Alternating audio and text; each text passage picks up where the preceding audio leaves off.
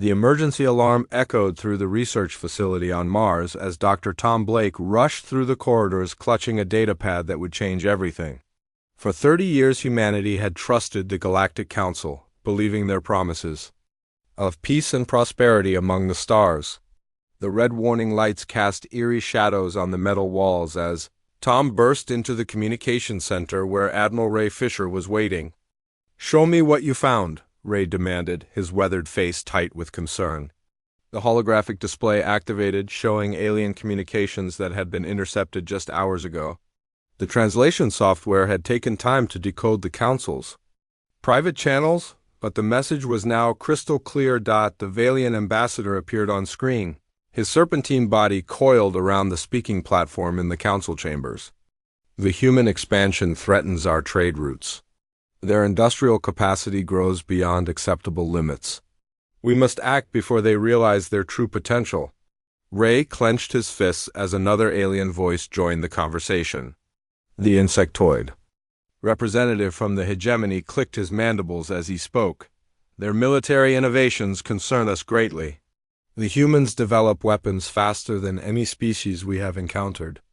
This gravitational technology could upset the balance we have maintained for centuries." But the worst revelation came from the Council Chancellor himself, a tall gray being whose species had ruled the galaxy for millennia. "The biological weapon has been deployed successfully across their outer colonies. 47 settlements will fall within the month.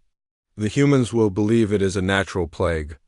They will beg us for protection and medical aid." Tom felt sick as the transmission continued. 12 million humans live in those colonies," he whispered. "Men, women, children who trusted the Council's protection." Ray's expression hardened. "To stone. Keep recording. We need every word of this." The Chancellor continued his briefing to the assembled aliens. "Once the colonial populations are eliminated, human expansion will halt permanently. Earth will become dependent on our resources and guidance. They will never again pose a threat to established galactic order." The transmission ended, leaving the room in deadly silence. Ray stared at the empty hologram projector, his mind racing through the implications. For 3 decades, Earth had provided resources, technology, and soldiers to support what they believed was galactic peace. Human colonies had opened their doors to alien traders and diplomats. Human scientists had shared their discoveries freely with Council researchers. All of it had been a lie. "Sir," Tom said quietly, "the plague reports from the outer colonies match the timeline perfectly.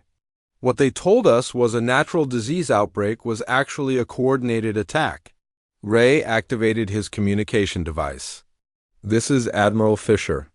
To all fleet commanders. Emergency Protocol 7 is now in effect. All vessels are to report to designated rally points immediately. Tell no one outside command staff the reason for this order." Tom looked confused. "Emergency Protocol 7? But that's only for cases of imminent invasion or total war." "Doctor," Ray said grimly, "we are at war. We just didn't know it until now." The next few hours passed in a blur of activity. Human warships across the galaxy received coded messages directing them to secret rendezvous points. The Council believed Earth's military was scattered on routine patrol missions, unaware that human commanders had been growing suspicious of recent events. Strange delays in supply shipments, communication blackouts in certain sectors, and the convenient timing of the colonial plague had raised red flags among Earth's military leadership. Ray stood in the command center watching status reports flow in from across human space. The UES Retribution was already moving toward the primary rally point, its crew unaware they were about to become part of the largest military operation in human history. 800 warships were quietly converging on 7 different locations, their movements disguised as routine repositioning. "Admiral," his aide reported, "we have confirmation from all fleet commanders. Operation Reckoning is ready to proceed on your signal." Ray studied the tactical displays showing Council military positions throughout the galaxy. The aliens had grown complacent after centuries of unchallenged rule. Their forces were spread thin, more focused on maintaining trade routes than defending against a coordinated attack. They had made the fatal mistake of underestimating the species they had betrayed. "Send this message to all human forces," Ray commanded. "The Galactic Council has declared war on humanity through their use of biological weapons against our civilian populations. 47 colonies have been attacked. 12 million of our people are dead or dying. The time for diplomacy has ended. The time for justice has begun." He paused, looking out at the stars that had once seemed so welcoming. "All commanders will execute their assigned missions simultaneously. Show no mercy to those who would genocide our species. Let the galaxy learn what happens when humanity is betrayed." The communication went out on encrypted channels to every human vessel. From the massive dreadnoughts to the smallest patrol craft, Earth's children received the message and understood. The Council had expected humans to beg for help when their colonies fell to the plague. Instead, they would face the fury of a species that had fought its way from caves to starships through 10,000 years of warfare. Ray activated the tactical display showing the positions of all human forces. 7 strike groups were ready to launch coordinated attacks on Council infrastructure, while the 8th moved to secure Earth itself. The aliens thought they were dealing with a primitive species that could be easily manipulated. They were about to learn the price of that arrogance. "All units," Ray spoke into his communicator. "Operation Reckoning is authorized.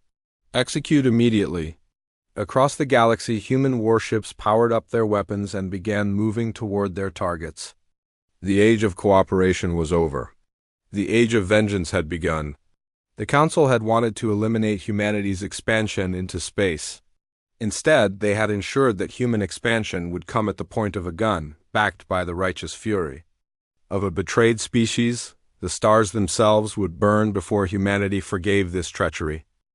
The shipyards above Earth hummed with activity that had not been seen since the last Great War centuries ago.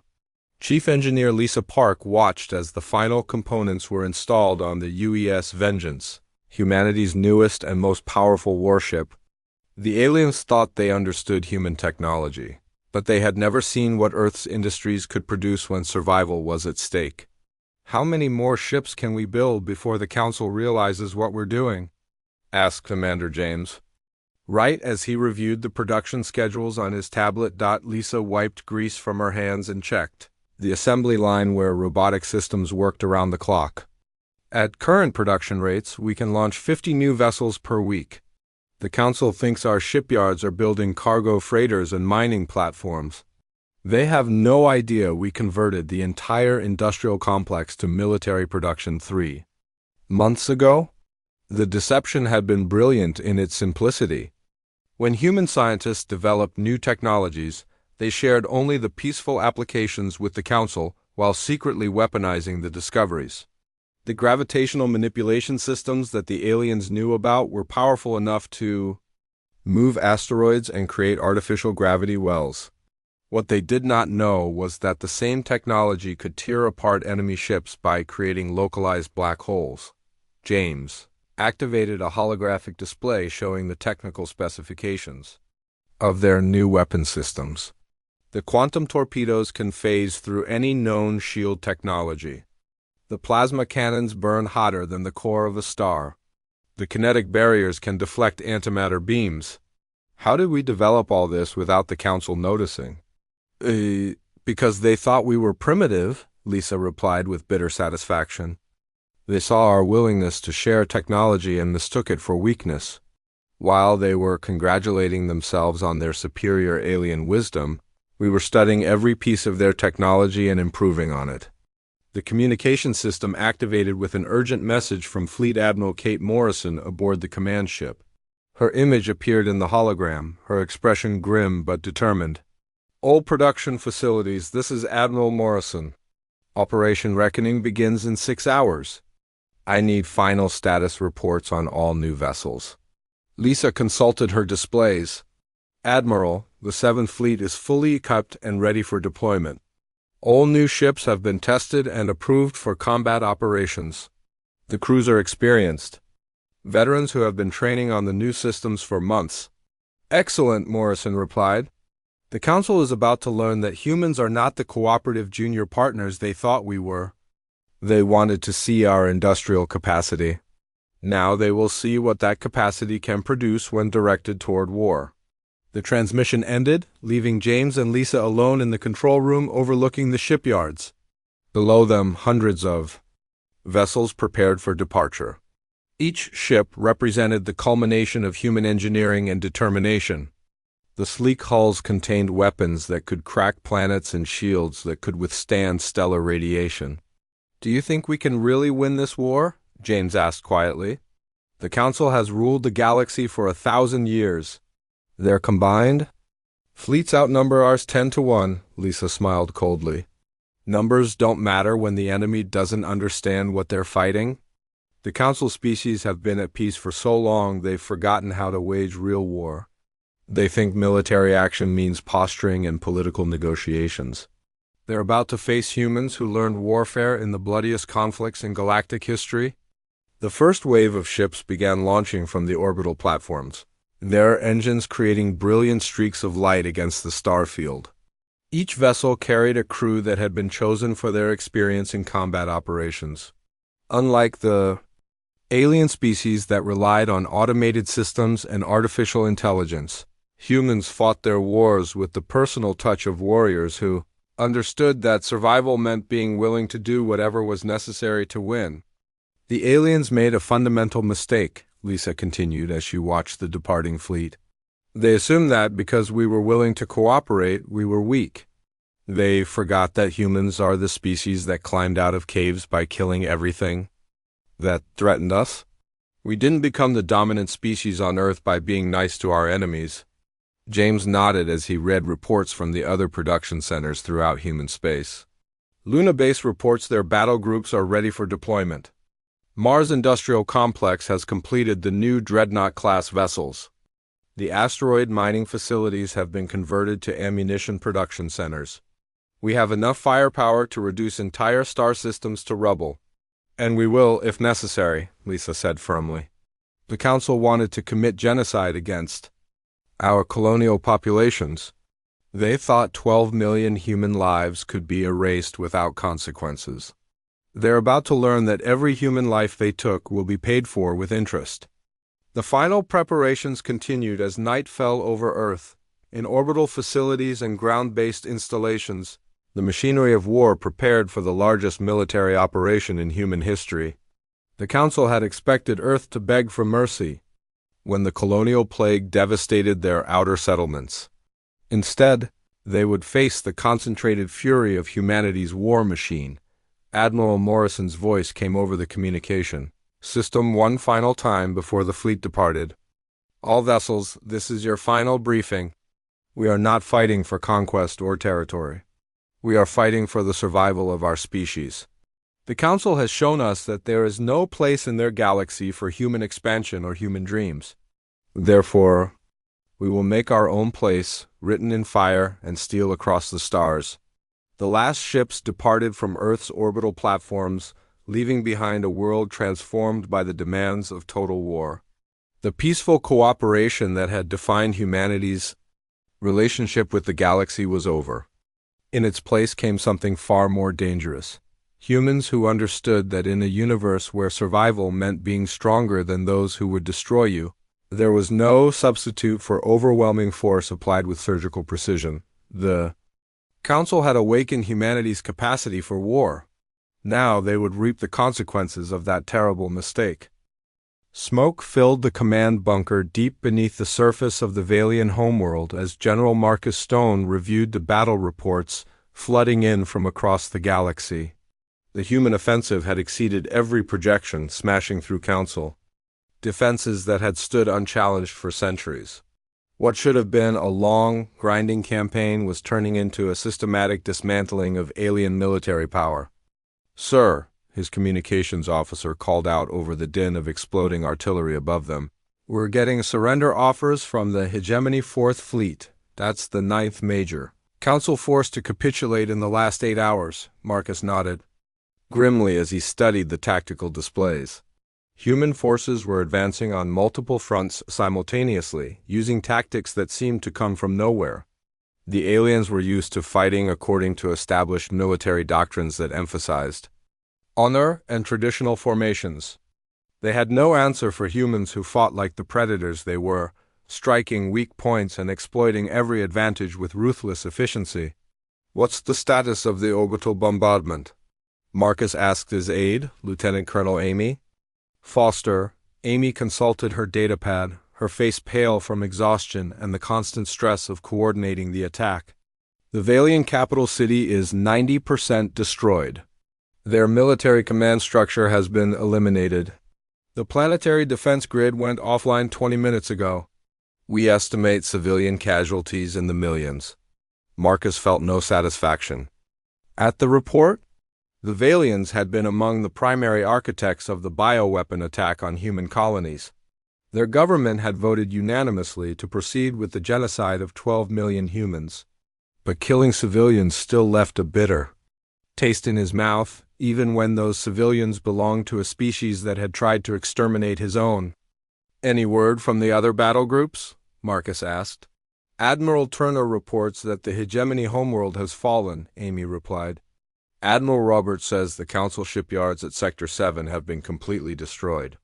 Admiral Chung is mopping up the remaining resistance around the Delian system. The aliens are falling back to their final stronghold." Marcus knew what that meant.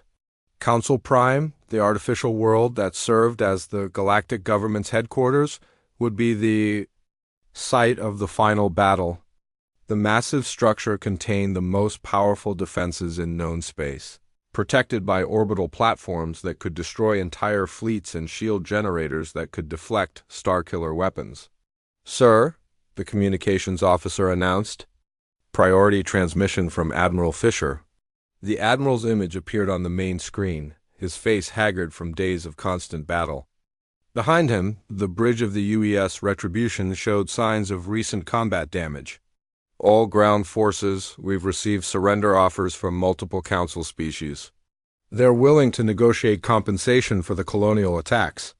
Marcus felt anger surge through him at the mention of negotiations.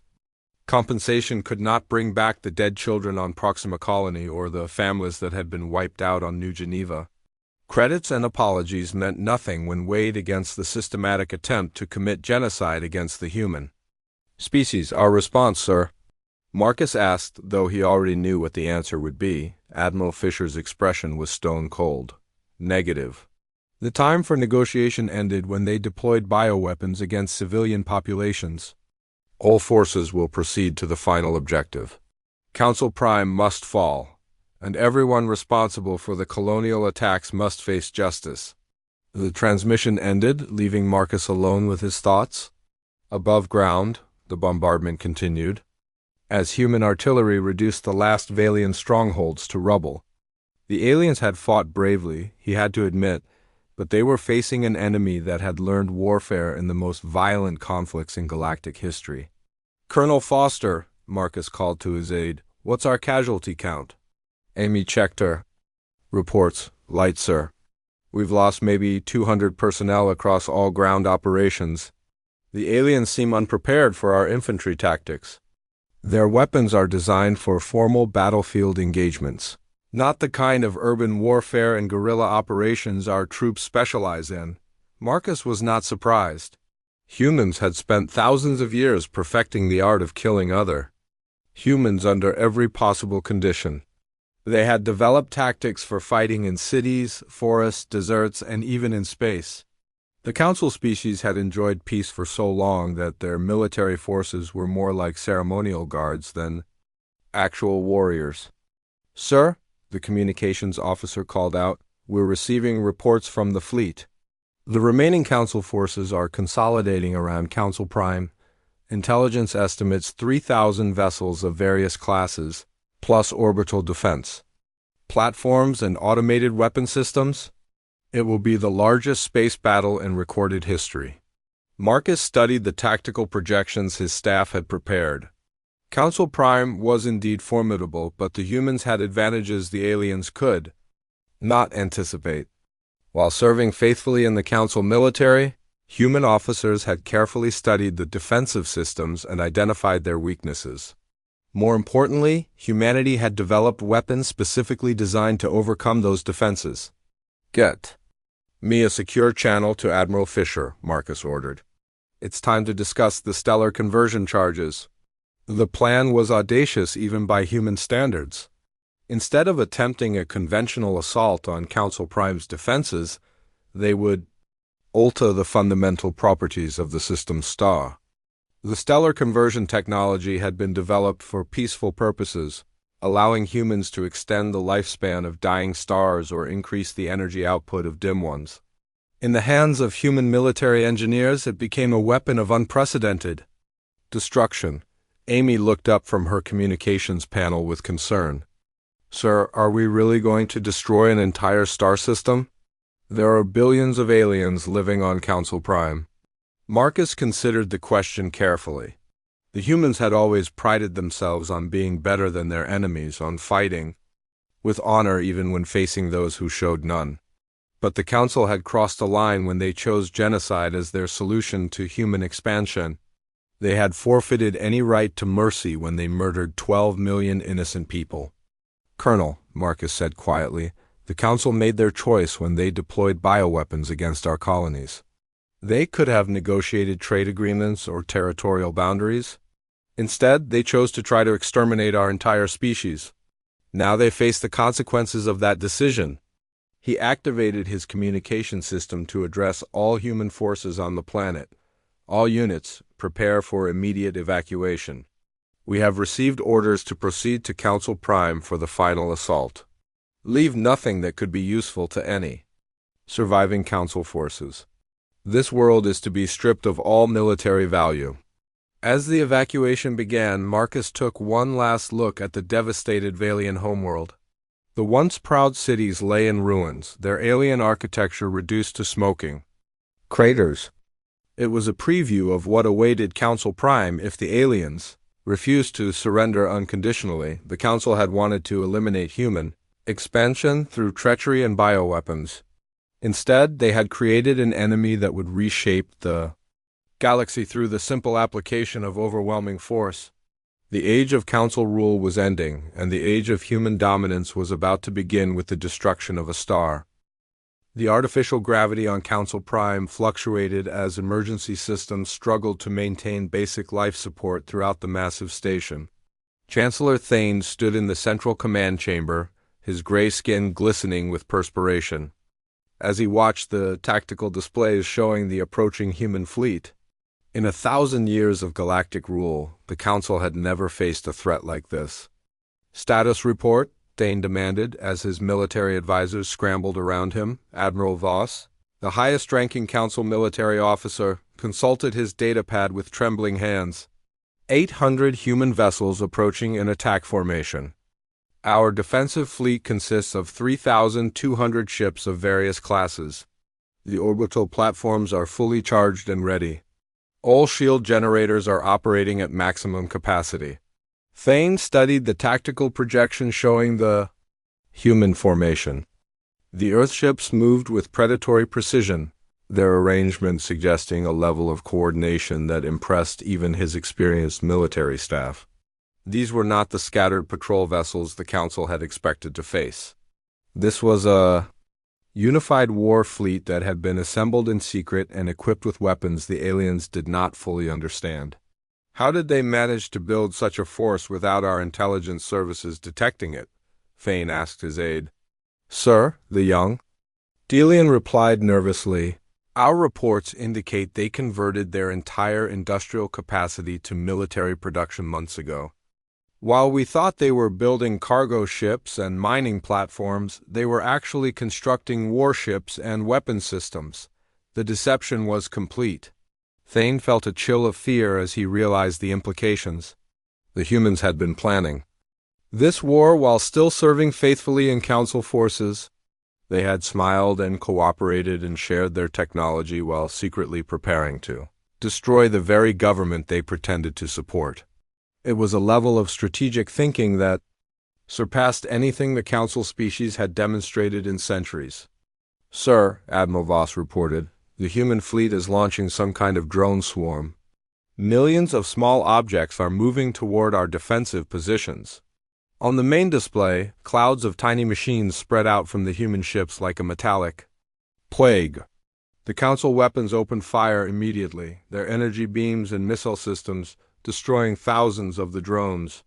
But for every one they eliminated, 10 more slipped through the defensive fire. What are those things? Thane demanded. Admiral Voss consulted his sensors. Unknown design, sir.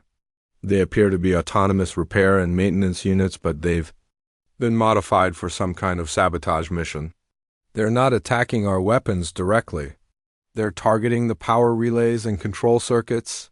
Thane watched in horror as the defensive platforms began to malfunction one by one.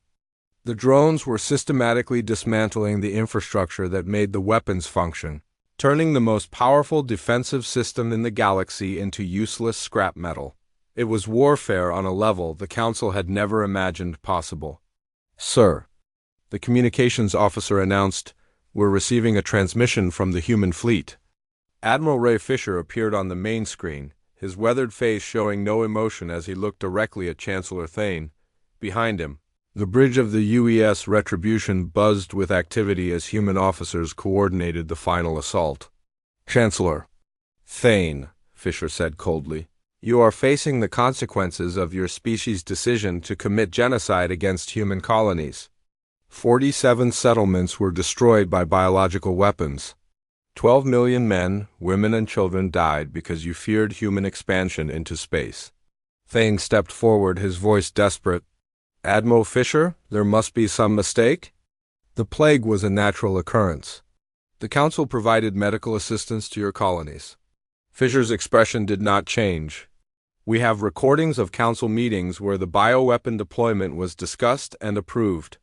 We know this was a deliberate act of genocide designed to halt human expansion and make Earth dependent on Council resources. The Chancellor felt his political career crumbling around him. The careful lies that had held the Council together were being exposed by an enemy that had been listening to their private communications for months. Every secret meeting, every classified decision, every moment of alien superiority had been recorded and analyzed by human intelligence services. What are your terms? Thane asked, knowing that surrender was the only option that might save some lives. Unconditional surrender of all Council forces, Fisher replied. Complete disarmament of all species that participated in the bioweapon attacks. War crimes trials for everyone involved in the decision to deploy those weapons. Full reparations for the destroyed colonies. Thane looked around the command chamber at his advisors and military officers. Most of them were staring at the floor, unable to meet his gaze. They all knew that the Council had made a fatal mistake by underestimating the humans. The species they had tried to eliminate was proving to be the most dangerous enemy the galaxy had ever seen. And if we refuse? Thane asked. Admiral Fisher gestured to someone off-screen.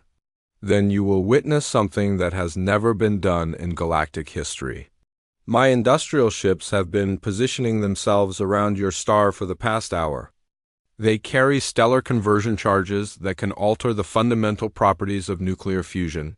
In 30 minutes, your sun will go nova. The command chamber fell silent as the implications sank in. The humans were not threatening to destroy Council Prime. They were threatening to destroy the entire star system, including the billions of civilians living on nearby worlds. It was a demonstration of power so absolute that resistance became meaningless. You would commit genocide to stop genocide? Thane asked in disbelief. No, Fisher replied.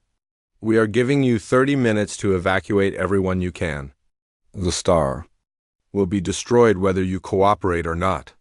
The only question is how many of your people you can save in the time remaining. The transmission ended, leaving chaos in the command chamber. Alien officers ran to their stations, desperately trying to coordinate an evacuation that should have taken months, not minutes. Emergency broadcasts went out across Council space, warning civilians to flee the system immediately. Thane stood in the center of the chaos, watching his 1,000-year empire dissolve in real time. The Council had ruled through political manipulation and economic pressure. never imagining they would face an enemy willing to destroy entire star systems to make a point. The humans were rewriting the rules of galactic warfare with weapons and tactics that made traditional military thinking obsolete. "Sir," Admiral Voss reported, "most of our fleet is breaking off to assist with evacuation efforts. We cannot maintain our defensive positions and save civilian lives simultaneously." "Then save the civilians," Thane ordered. "The humans have already won this war. Our only choice now is to minimize the casualties from our mistakes." 28 minutes later, the star that had warmed Council Prime for 1,000 years collapsed into itself and died in a brilliant flash of light. The artificial world and its orbital platforms were vaporized instantly, along with anyone who had refused to believe that humans would actually carry out their threat.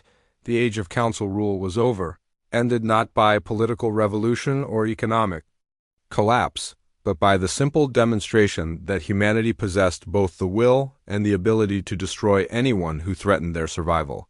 The galaxy would remember this day as the moment when Earth's children announced themselves as the new dominant species, backed by weapons that could kill stars and the cold determination to use them when necessary. The great assembly hall aboard the human command vessel Sovereignty buzzed with nervous energy as representatives from dozens of alien species took their seats in the chambers that had once belonged to their former rulers. Ambassador Sarah Mitchell stood at the podium where council chancellors had spoken for 1,000 years, but the power dynamic in the galaxy had fundamentally shifted. "The council is dissolved," Sarah announced, her voice carrying to every corner of the vast chamber. "The government that ruled this galaxy through deception and genocide no longer exists. In its place, humanity will establish a new order based on the simple principle that survival belongs to those strong enough to enforce their will." A Delian representative raised a trembling appendage from his seat near the back of the hall. His aquatic features showed the strain of recent events as he spoke. "Ambassador Mitchell, what are the terms of this new arrangement?" "Our worlds are defenseless. Our fleets have been destroyed or surrendered. We are completely at your mercy." Sarah consulted the datapad containing humanity's demands, which had been carefully crafted by Earth's leadership over the past weeks. "The terms are simple and non-negotiable. Every species that participated in or supported the bioweapon deployment against human colonies will surrender their remaining military assets and submit to occupation until full reparations have been paid." She paused, letting the weight of those words sink in before continuing. "Those species that remain neutral during the conflict may continue governing their internal affairs under human oversight. Those few who attempted to warn humanity or actively opposed the Council's genocidal policies will be granted protected status and preferential treatment in trade agreements." A Valian survivor coiled his serpentine form defensively as he spoke. From his designated section, "And if we refuse these terms? If we choose to resist this human occupation?"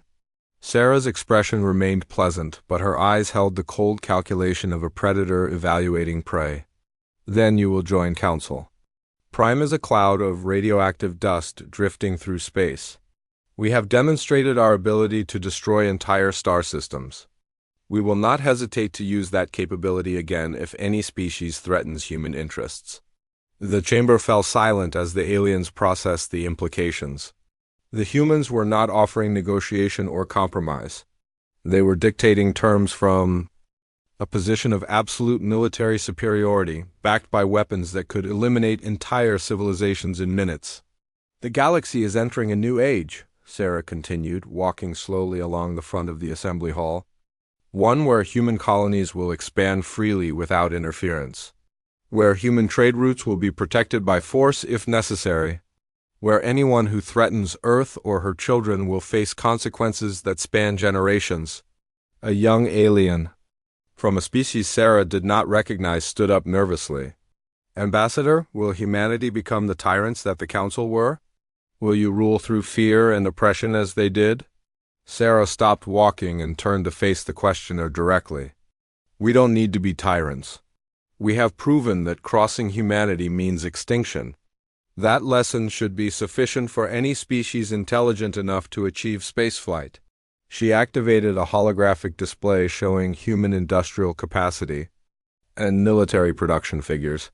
Earth's shipyards are producing 50 new warships per week. Our weapons technology advances faster than any alien species can match. Our population is expanding across the galaxy at a rate that will make us the dominant demographic within 2 generations. The numbers were staggering. Human industrial capacity, once devoted to peaceful cooperation with the Council, had been turned toward military expansion on a scale the galaxy had never seen.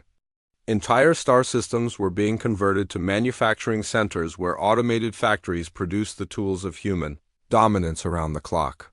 But more importantly, Sarah continued, we have demonstrated something that no previous galactic power possessed: the absolute willingness to destroy anyone who threatens our survival, regardless of the cost. The Council thought they could eliminate 12 million humans without consequences. They learned that every human life they took would be paid for with the complete destruction of their civilization. Ambassador Krell from the hegemony clicked his mandibles anxiously. What of our existing treaties and trade agreements? Our economic relationships with each other? All previous agreements are void, Sarah replied without emotion.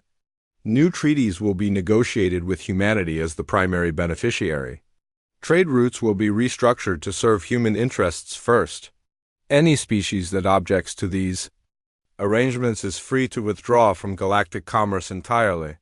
She gestured to the tactical displays showing human fleet positions throughout known space.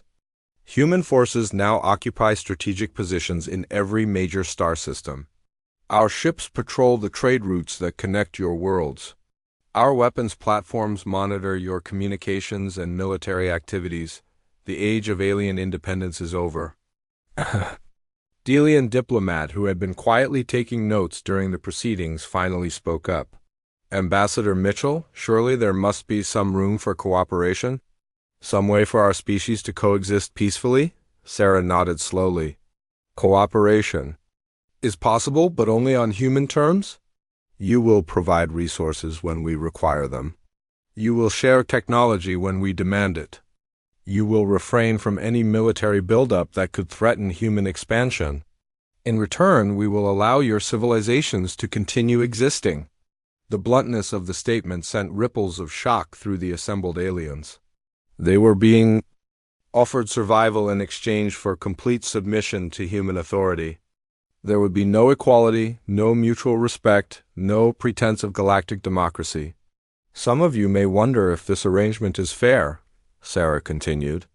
I would remind you that fairness is a luxury for species that have not attempted genocide against their neighbors. The Council chose to solve their problems with bioweapons and mass murder. They forfeited any right to fair treatment when they decided 12 million human lives were expendable. The assembly hall remained silent as Sarah walked back to the podium. Around her, the representatives of species that had once ruled the galaxy sat like children being lectured by their parents. The transformation was complete. In less than 6 months, humanity had gone from junior partners in galactic civilization to the undisputed masters of known space. You will return to your worlds and explain the new reality to your governments, Sarah announced. Human administrators will arrive within the month to begin implementing our requirements. Resistance will be met with the same fate that befell. Council Prime, cooperation will be rewarded with continued existence. Ambassador Krell raised one of his insectoid limbs hesitantly. What of our military forces that survived the war? Our planetary defense systems? All weapon systems will be dismantled under human supervision, Sarah replied matter-of-factly. Your remaining warships will be scrapped or incorporated into human fleets. Your soldiers will be retrained for civilian occupations or given the option to serve in human auxiliary forces under our command. The implications were clear. The alien species were being systematically disarmed and rendered helpless. Any future rebellion would be impossible without access to military technology, and humanity was ensuring that such access would never exist again. A young Valian female spoke from the survivor section, her voice barely audible. Ambassador, what of our cultures, our traditions? Will humanity allow us to maintain our identity as distinct species? Sarah considered the question carefully. Your cultural practices may continue as long as they do not interfere with human interests or expansion. Religious ceremonies, artistic expression, and social customs are your own business. However, any tradition that involves aggression toward humans or resistance to our authority will be eliminated permanently. She activated another display showing human colonial expansion plans. Within 50 years, human settlements will exist in every inhabited star system. Your species will have the opportunity to learn from us, to benefit from our technological advances, and to participate in the new galactic economy under our guidance. The expansion projections were breathtaking in their scope. Humanity planned to establish permanent colonies on every habitable world, mining operations in every asteroid belt, and monitoring stations in every star system.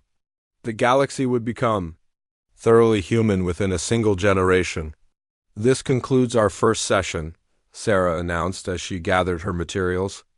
You have one standard week to return to your homeworlds and begin implementing our requirements.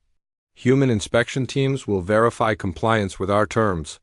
Any delays or attempts at deception will result in immediate military intervention.